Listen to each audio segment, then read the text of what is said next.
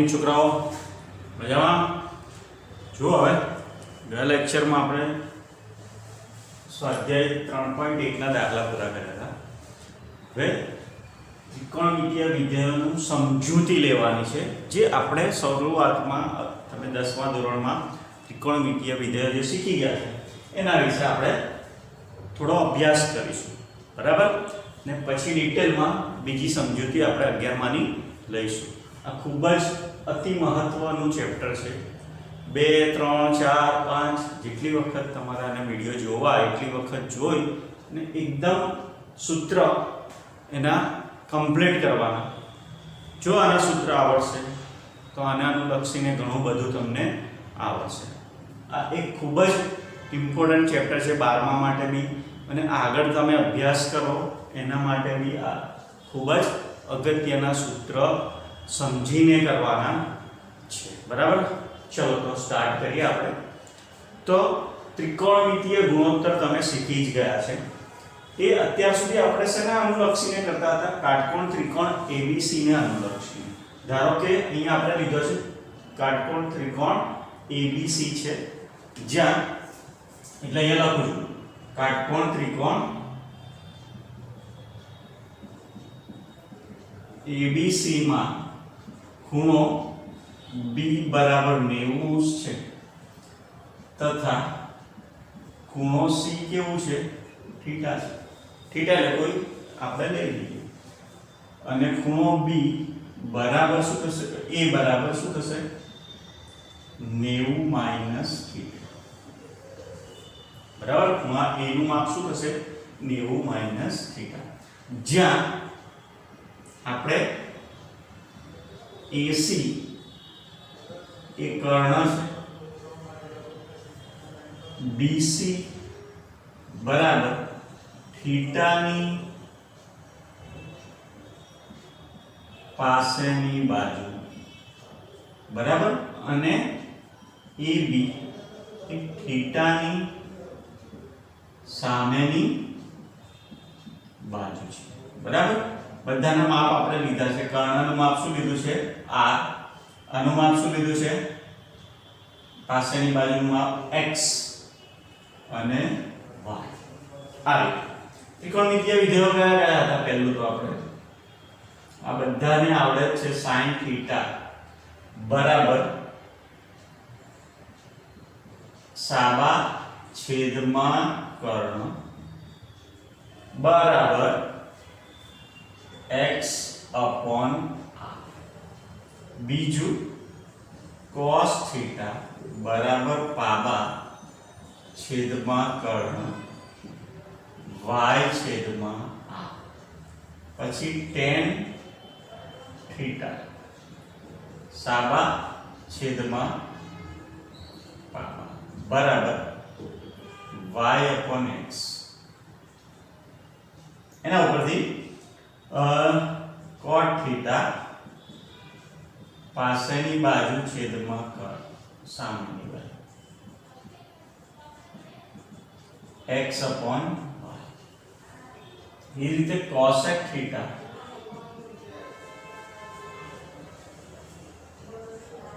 કર્ણ upon સાબા અને sec theta.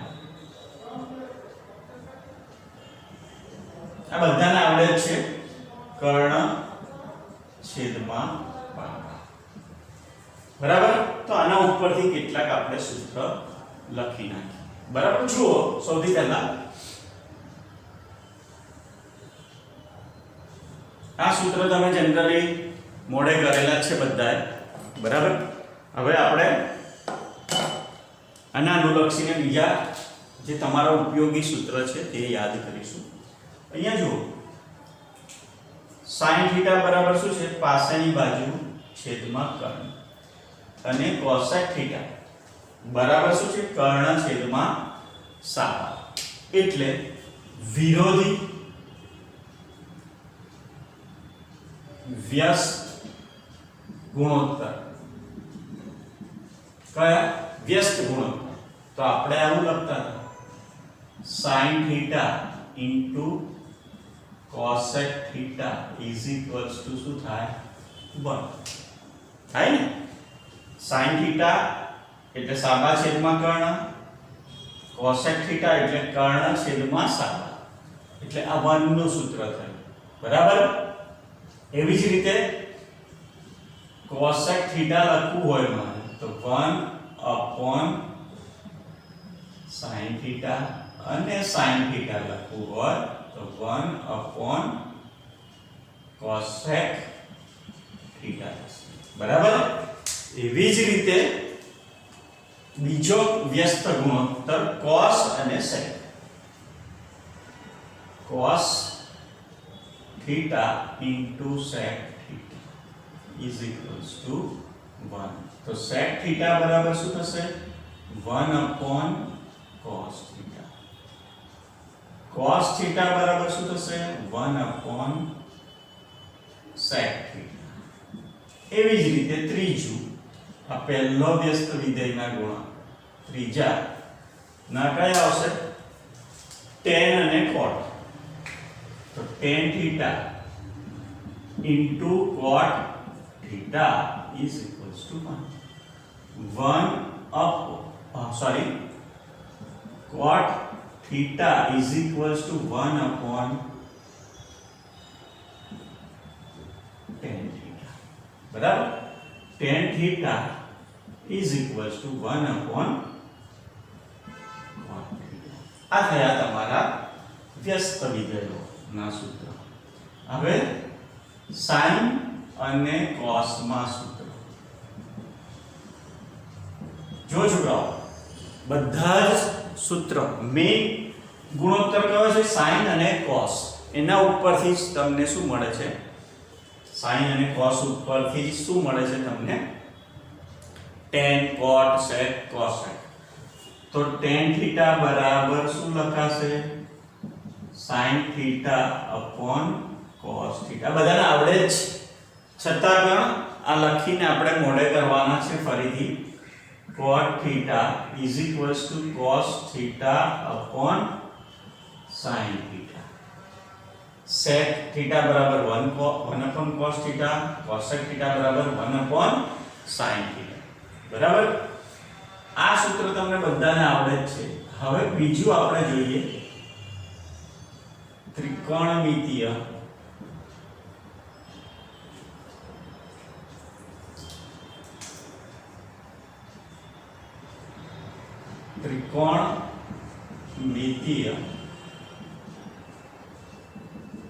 ગુણોત્તરના નિત્યસમ બરાબર તો હવે હું અહીંયા લાગુ પાડું છું કેવી રીતે આવે કાટકોણ ત્રિકોણ ABC માં માટે શું લખી શકાય પાયથાગોરસનો સિદ્ધાંત લાગુ કરતો પાયથાગોરસ ઉપરથી શું લખાશે કર્ણનો વર્ગ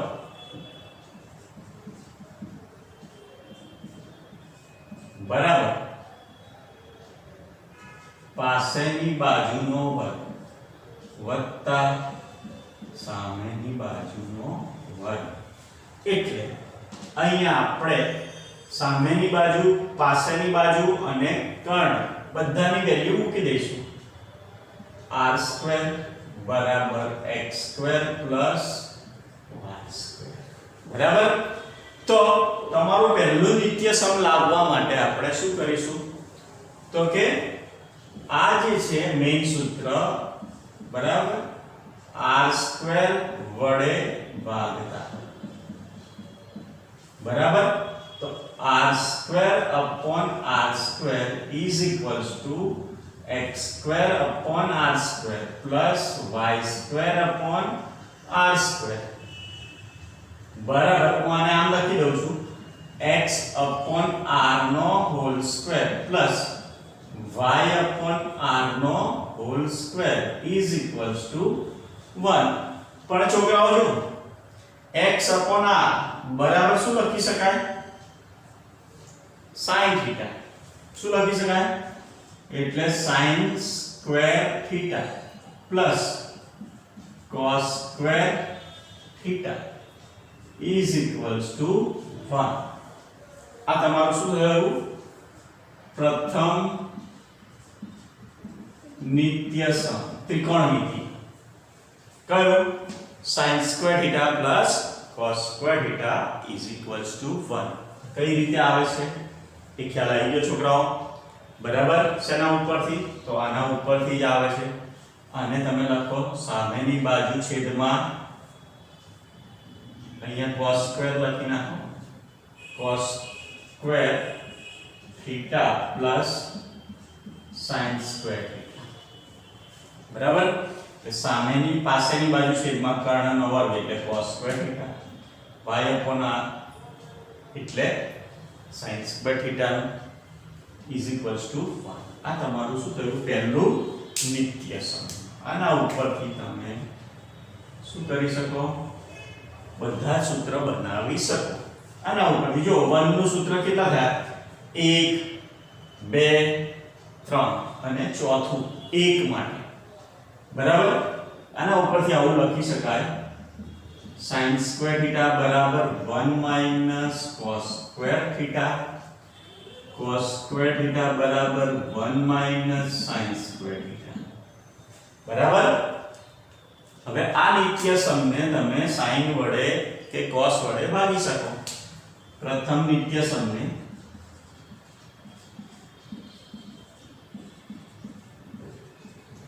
જો પ્રથમ નિત્ય સમ મળી ગયું, શેના વડે ભાગી નાખો? cos સ્ક્વેર થીટા વડે. તો શું આવશે? cos square theta upon cos square theta એટલે 1. sin square upon cos, sin upon cos એટલે શું થાય? tan. એટલે અહીંયા શું થશે? tan square theta is equals to 1 upon cos theta એટલે sec થીટા એનો વર્ગ 1 plus tan સ્ક્વેર. અને cos વડે ભાગી નાખો એટલે cos square theta upon cos square theta plus sin square theta upon cos square theta plus is equals to 1 upon cos square theta. એટલે શું મળે તમને? જો sin upon sin, cos upon cos એટલે 1, sin upon cos એટલે tan, 1 upon cos એટલે sec એનો વર્ગ છે. બરાબર. તો આ રીતે આપણે લખી શકીએ. બરાબર. પછી આના ઉપરથી સૂત્ર બને tan square theta is equals to sec square theta minus 1 અને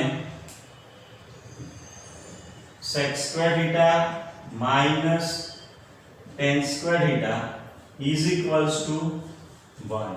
આ સૂત્રને તમે આગળ એક્સપાન્ડ બી કરી શકો અલગ અલગ રીતે. તો આ સૂત્ર તમારે આ રીતે મોડે કરવાનું. જો ગોખવાની જરૂર જ નથી. તમને એક સૂત્ર આવડશે એટલે એના ઉપરથી કન્વર્ટ સૂત્ર તમારે કરતા શીખી જવાનું. બરાબર. તો આ તમારા મુખ્ય નિત્ય સમો થયા. પછી એક નિત્ય સમ, ત્રીજું નિત્ય સમ એટલે પ્રથમ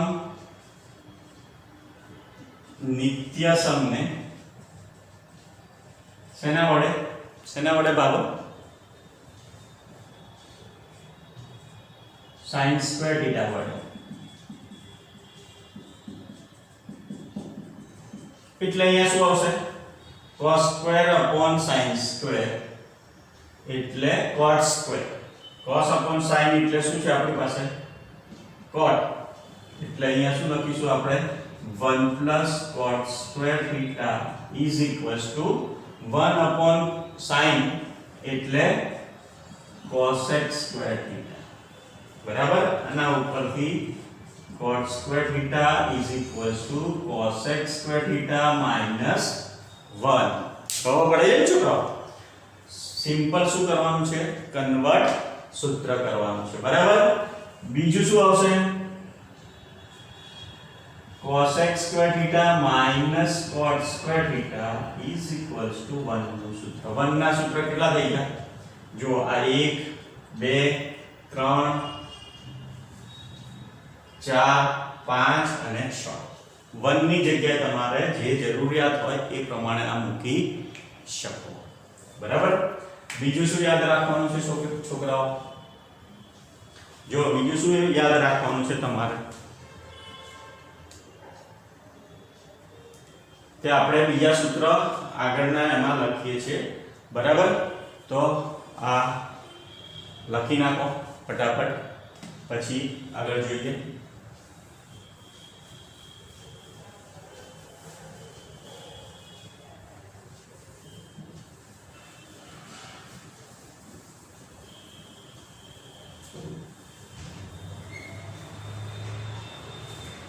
કોટિકોણના સૂત્ર જોવો છોકરાઓ.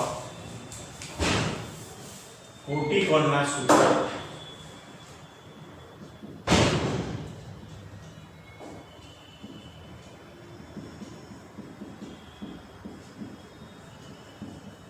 એના પછી કોટિકોણ એટલે શું? તો કે બે ખૂણાના માપનો સરવાળો શું થાય? 90 થાય. તેને શું કહેવાય છે? કોટિકોણ કહેવાય છે બરાબર. તો અહીંયા જુઓ છોકરાઓ, કોટિકોણના સૂત્ર એટલે હું સમજાવવાનું પાડું તમને. sin થીટા બરાબર cos 90 માઈનસ થીટા.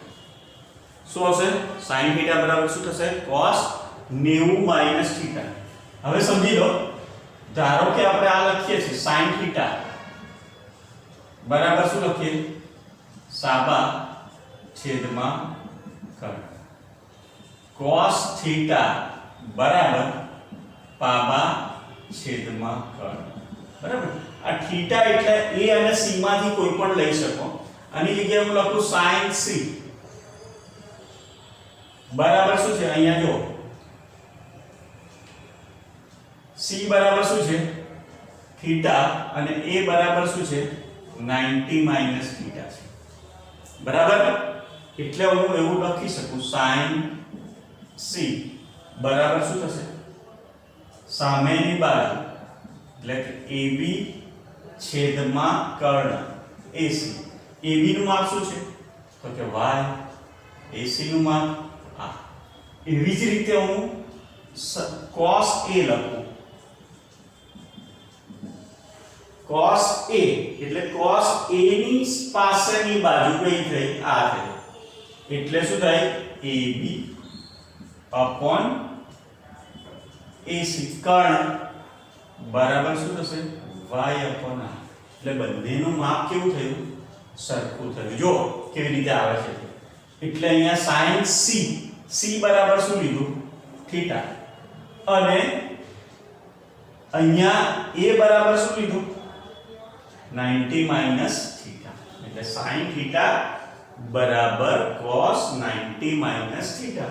અને આવું પણ લખાય છોકરાઓ, is equals to cos 90 એટલે pi by 2 માઈનસ થીટા. બરાબર. આ રેડિયન માં થયું બરાબર. એવી રીતે sec અને cosec 90 minus theta is equals to cosec pi by 2 minus theta. Sin પછી એના પછી tan theta is equals to cot 90 minus theta is equals to શું લખી શકીશું છોકરાઓ? cot pi by 2 minus theta. હવે અલગથી લખી શકો cos theta બરાબર sin pi by 2 minus theta લખી શકો 90 minus theta. sec cosec theta બરાબર cosec નું sec pi by 2 minus theta લખી શકો. એટલે 90 minus theta બરાબર. અને tan theta બરાબર શું લખી શકો?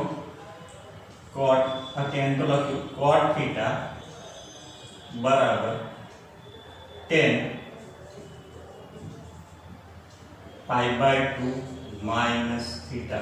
રેડિયન માં લખો તો pi by 2, અંશમાં લખો તો 90 minus theta બરાબર. તો આ થયો તમારો શું થયું? ત્રિકોણમિતિય જૂના તમારા એ થઈ ગયા. એના ઉપરથી કોઠો બી તમારે યાદ રાખવાનો છે. જો કોઠો તો યાદ છે ને છોકરાઓ? તો ત્રિકોણમિતીય ગુણોત્તર અહીંયા θ નો ખૂણો બરાબર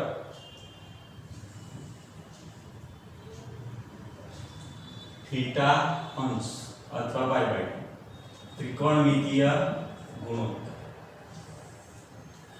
ચાલો તો 0 અંશ અથવા 0 રેડિયન થાય બરાબર પછી 30 અંશ અંશને રેડિયનમાં ફેરવીએ એટલે 30 અંશ બરાબર શું થાય 30 અંશ ગુણ્યા π/180 આખું શું થઈ જાય રેડિયન એટલે π/6 રેડિયન આપણે જાણીતી જે કિંમતો છે એના માટેનું રેડિયન માપ શોધી લઈશું અત્યારે પછી બીજું કરીશું π/4 રેડિયન બરાબર પછી 60 π/3 રેડિયન અને 90 π/2